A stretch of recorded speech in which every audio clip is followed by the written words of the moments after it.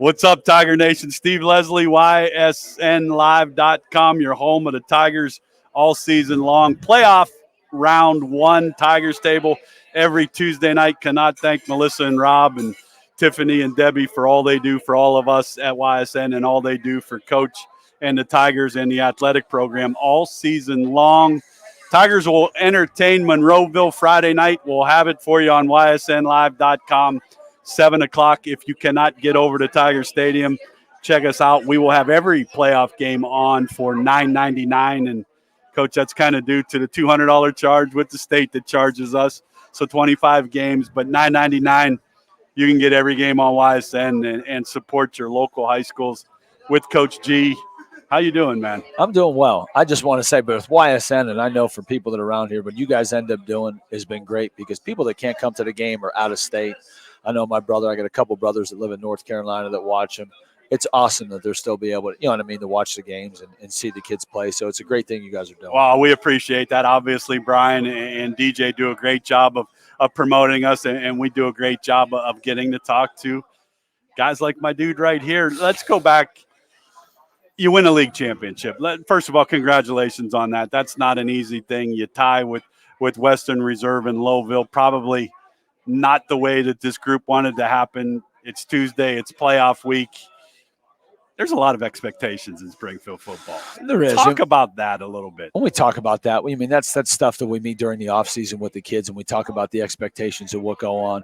Obviously, for us, we try to toughen up the non-league and play through that and challenge ourselves. Then we get into the league, which was very challenging this year. And I think we had a lot of good football teams and a lot of teams that have made the playoffs. Sure. You know what I mean, our league. So I think it's very competitive and challenging through the season. Going in for the league, I mean, that's our number one thing is to make sure we try to get our hands on that league title. And for our kids, obviously, we would have liked to win it outright, but it's still going to be a mark that we're a part of that league championship, and it's something that we accomplished. I think our kids have played well throughout the season, had some ups and downs and some adversity, but our kids got to learn to fight through that because that's what happens in games. I mean, there's ups and downs in games, and we got to learn how to deal with that and still being positive. And still being able to, to put the correct foot forward and be able to bounce back and fight through some of that adversity. Home football game in the playoffs, that's huge. I'm sure that's another goal of this football team. It got to be exciting to get another opportunity, a new start, new life, playing at home. Talk about that a little bit. Well, that's more about our community.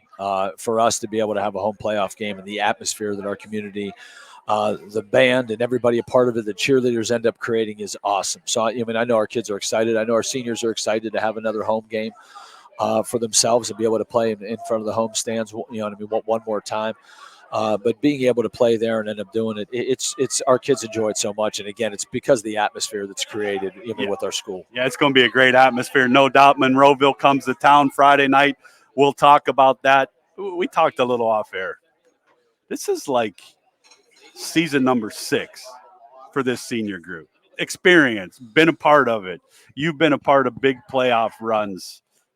I think this group knows how to handle this. Talk about that a little bit. Well, we talk about really the grind is what we end up, kind of calling it because, when you start at the beginning of June or you start getting these kids rolled in, it becomes a long season. So we talk about the grind. I've talked about too where you try to build some depth and you try not to beat up the kids a lot because right now this is when you want to be peaking and be playing your best football.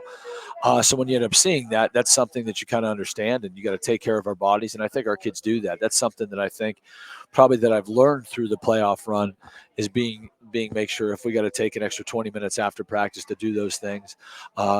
Today we're still lifting hard. Our kids are going through. Which I think is impressive. But when we went in the weight room today, our skilled kids were deadlifting today.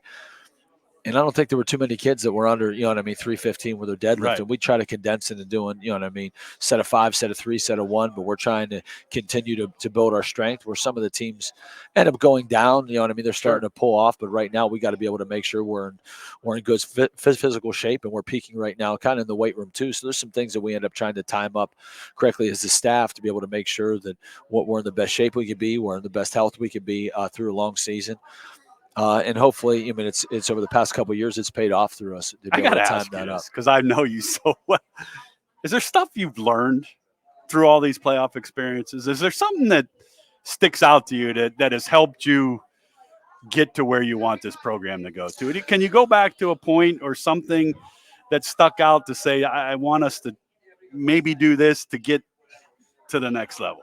Well, when you end up talking about that, I think there's a couple of things I would contribute. I'm going to say with my staff, because there's guys on my staff between Adam Slopek, Bill Miller, Mike Popio, Paul Julia, Joe Antonucci, those guys that have been through it.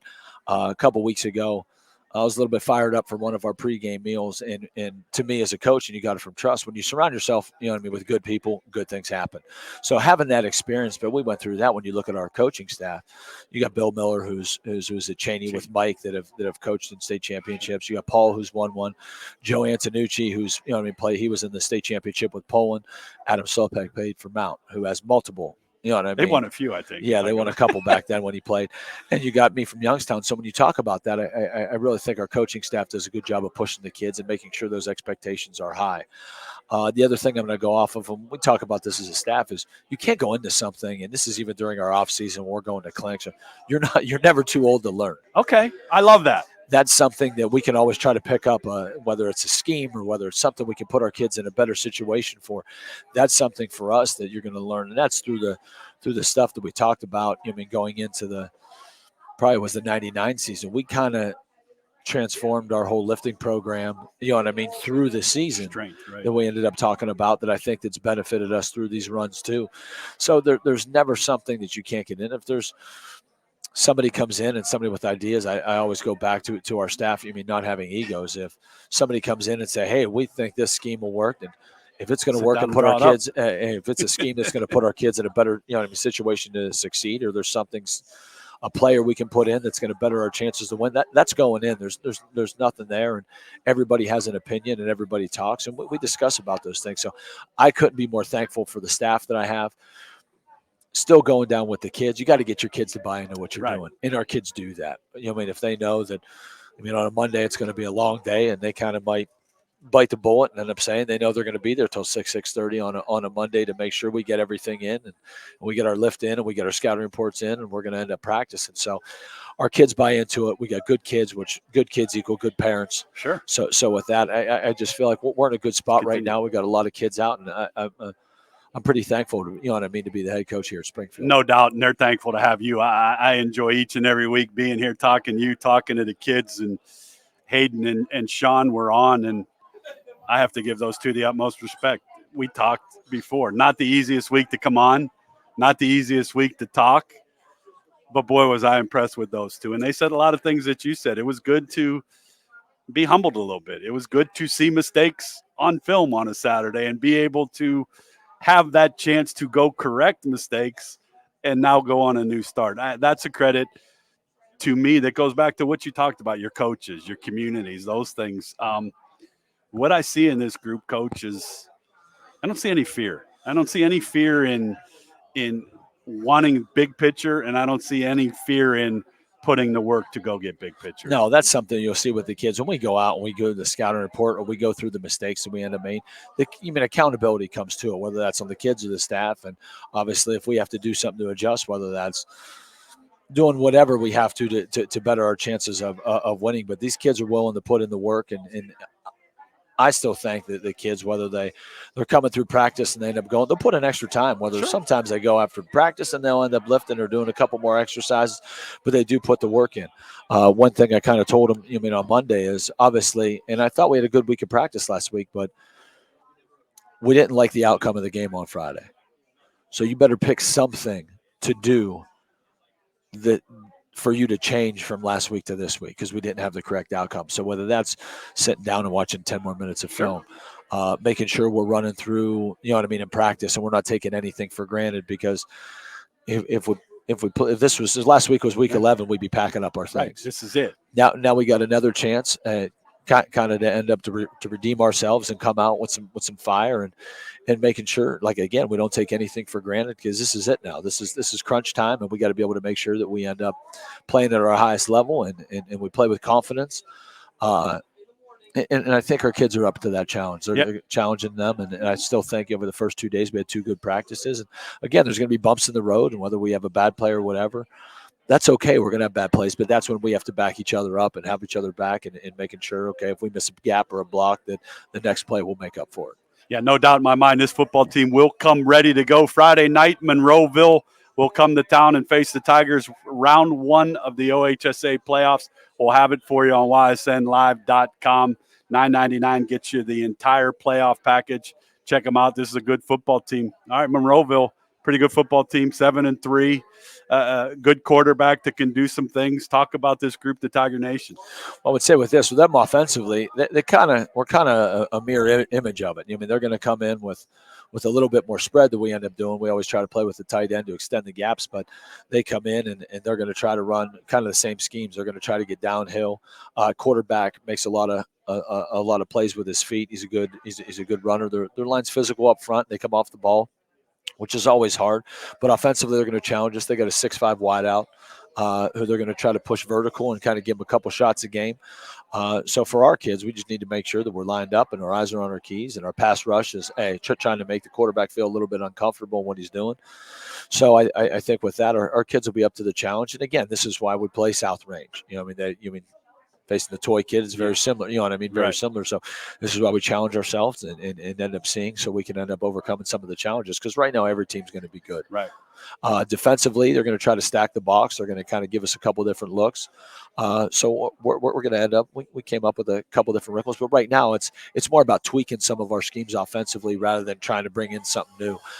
We might have pulled something that we ran from week 3 to week 5 to week 7 that our kids are know and they're familiar with. We just need to make sure that we're executing at a high level offensively.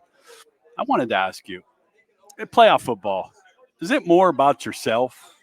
You're going to play good teams every week. I get that. And you're going to see different styles, different schemes. But first and foremost is yourself to do the things that you're capable of doing. Is that fair to say? Well, that's 100%. And that's even last week. I think our kids generally, we made more mental mistakes than we made any mistakes. So it was about us. So we just got to make sure that we don't beat ourselves. That we're going to go out and play and making sure that we do. And again, we tell our offense. I mean, our goal is not to have a 3 and out. We get a first down or 2, we're going to be okay. It's okay to punt the ball with our defense. And punting, the special teams were okay. Special teams probably played their best game. One of the best games, yeah. I mean, and Lovell does a lot of things with the onside kicks. I thought those kids did a great job with that.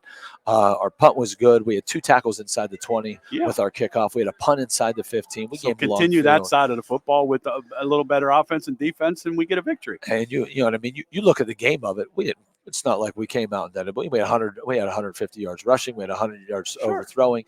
Defensively, we gave up a couple big plays. And that's what you can't do now. And you're going to get that against a good team. You're excited for this, aren't you? You're excited for this week. You're excited for, I don't want to say a fresh start because it's still the season. I think sometimes people saying fresh starts, I kind of disagree with that. It's not a fresh start. It's a continuation of winning a league, earning a home game, and continuing on. When you see the frustration and how the kids ended up playing just from the letdown that we had in week 10. They want to come out and they want to play. Well, they would play right now if we could. You would go right now. I know you would. Well, I'd rather take the other 2 days of practice. You want to go home and get the practice playing out and do those things. Let's make sure and enjoy some things. But no, it's an opportunity for Springfield Nation. Will be out in full force. Coach, I appreciate it every week. The honest answers. Again, I can't go back to those 2 guys. Very solid on the answers and what this football team needs to be. Be who you are and what you do. And I know we're talking Tuesday night next week with round 2 in the playoffs. Best of luck. I hope you're right, man. Let's go. Thanks. Appreciate it.